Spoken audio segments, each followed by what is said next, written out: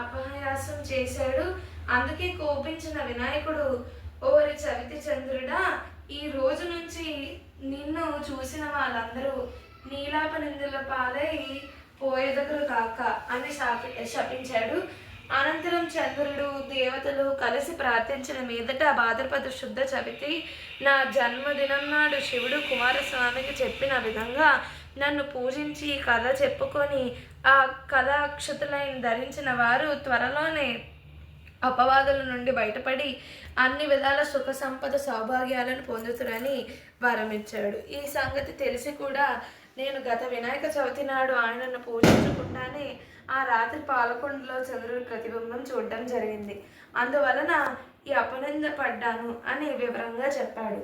అది వినిన బలరాముడు తక్షణమే శ్రీకృష్ణుడి చేత ప్రాయశ్చిత సహితంగా వినాయకుడు వ్రతం చేయించాడు. అలా వ్రతం చేసుకొని కళాక్షతలను ధరించి కృష్ణుడు తన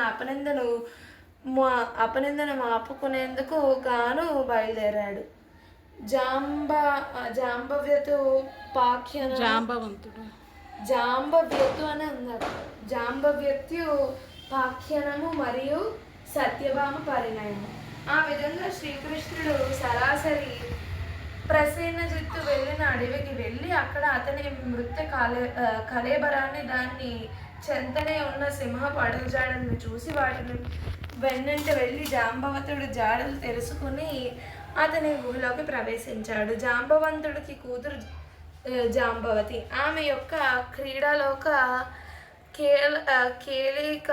కేళీకందుగా కట్టి ఉంది శమంతకమని. దానిని తీసుకోబోయిన శ్రీకృష్ణుడు జాంబవంతుడు నిరోధించారు.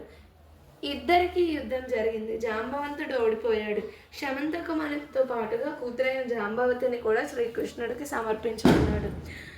మణితోనూ కన్యామణితోనూ మరలి వచ్చిన శ్రీకృష్ణుడు జరిగింది అందరికీ చెప్పి మన్ని సత్రాజిత్తుకి ఇచ్చాడు. శ్రీకృష్ణుడు